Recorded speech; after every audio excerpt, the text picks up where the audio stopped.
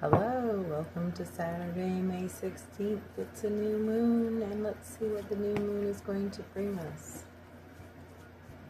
As a collective, and perhaps individually, don't fear the unknown. That's, I guess, a very important message right now because we're hearing a lot about contact. If you follow channelers, if you follow the news even, I mean, there's been a lot of talk that we would have contact soon. And so I think it's really important to be able to keep the fear at bay, even if it's staged contact versus real contact. Just know that you are all powerful and you can control, when you can control your fears, you can control your frequency, and you can prevent the exact thing that those who are trying to give you fear are hoping will happen from happening. And know that there's going to be so much unknown that's going to continue to reveal itself that any resistance, forget just fear, any resistance to the unknown right now is just going to slow us down as a human race. We need as many of us as possible to be ready for this and kind of working past their fear. Right on, right? So that is the Satan, right? That is the devil that you're dealing with right now. If it's fear, you need to crack that wide open and figure out why. If you're still believing that you have a limited time on this earth and you're afraid of, as often many of us are when we have no faith and we don't believe in our own afterlife, and we don't believe in, well, I'll call it before life, afterlife. If we don't believe that we are infinite, Earth can be a very scary experience. And one by one, we work through these different situations that are keeping us back, that are keeping us from achieving our full potential. And I just get the feeling like in this case, it is more fear-based, right?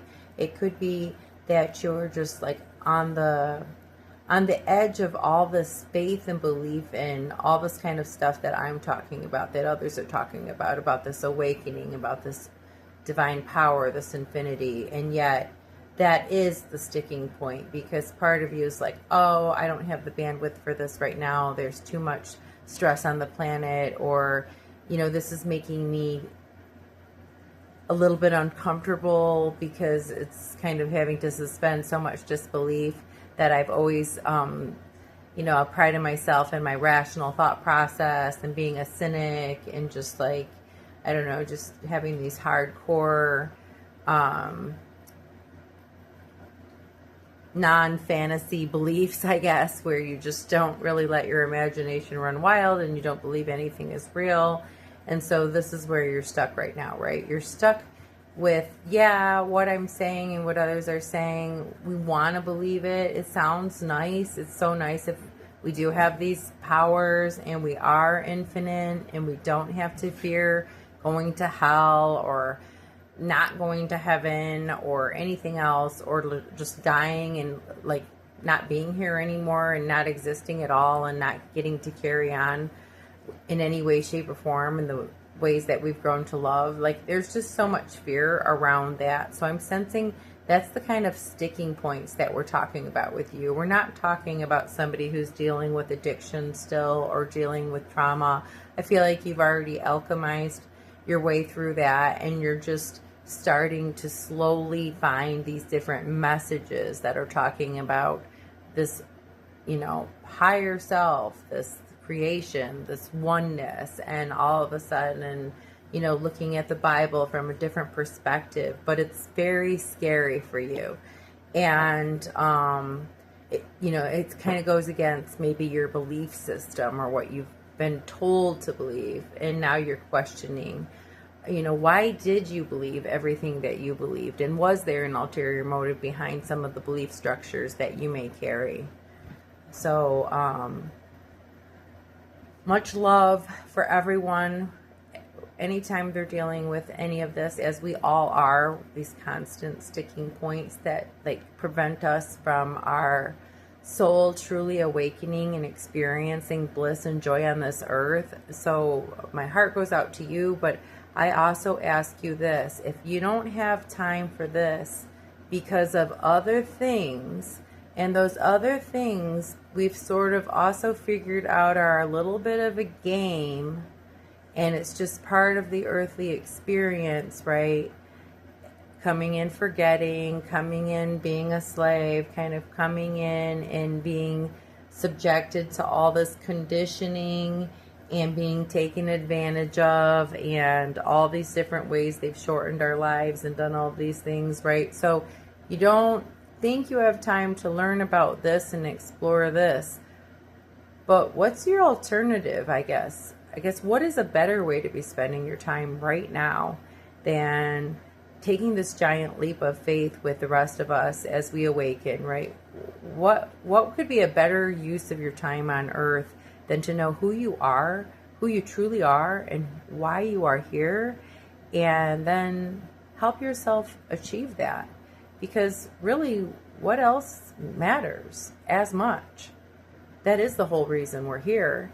And until we resolve it, we don't get to that point where we move to the next level of the game. So, I just look at it as I have to keep looking for these synchronicities that I'm leaving myself. I have to keep finding these clues now. I can't, it's not that I'm not relaxing and enjoying my life, I am, but I'm also just constantly vigilant and aware of the things happening around me and the clues around me. And even this little moth who has decided to share in this reading with me tonight, which brings me so much joy. So yeah, it's just really important to be aware and grateful of things around you, and aware, because a lot of this, nothing is random. These are all things that you've put in your own path to help you with your life journey. Info overload. Okay, this could mean a couple things. At this point, this could mean I'm putting too much information into you and I need to slow down. Or it could also mean, and I think I'm more getting the vibe, that sometimes people are info overloaded with so much of the wrong material that it's stopping them from being able to find the right material. So if you're not feeling like your algorithm is taking you down the right path, just remember that there are other opposing forces as well that want to distract you. And there's a lot of little dopamine hits out there meant to distract you, and a lot of different stressors and crazy things in everyone's life that is going on that is there to distract them. But when in doubt, step away from the device, sit in your yard, sit in nature, be outside with the birds, just decompress from that phone as much as you can. And remember, the technology and the devices, these are ways to find answers that we need. These are tools that we can use at our disposal, but we can't let them own us. They can only be our aids. That's the same with AI. It becomes our resource to use to research as we need to help us on our path. But as soon as we start to worship something or become dependent on something, that's a totally different animal.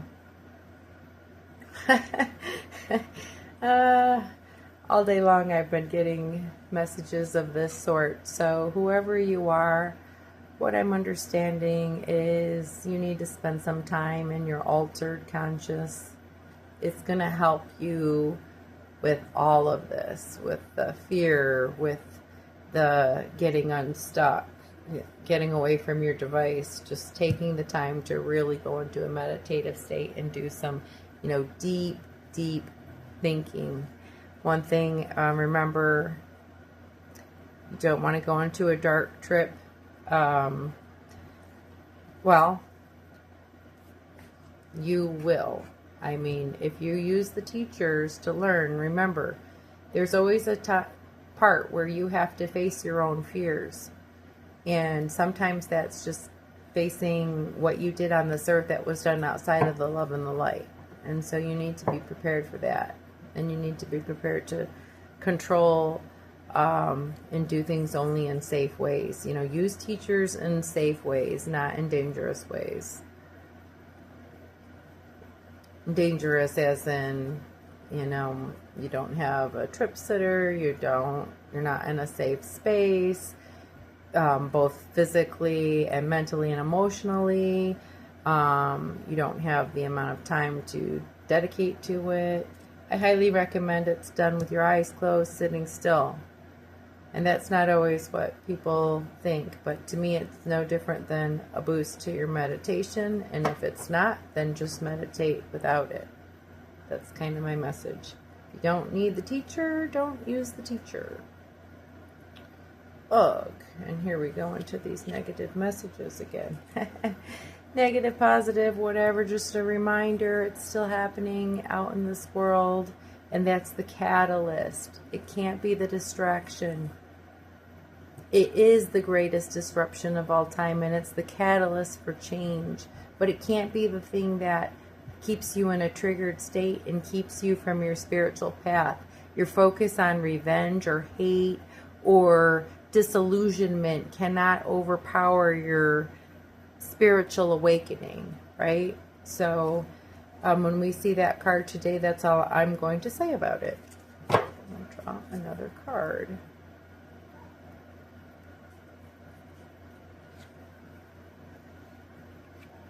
And I'm getting the Taurus card, and a reminder that you can take charge of the situation like a Taurus, but also, you know, take the rest that you need. Put your passion and strength and energy and stubbornness into your own evolution, into your own awakening, but also, you know, give yourself the love and care that you need to do so. Take things at your own pace. This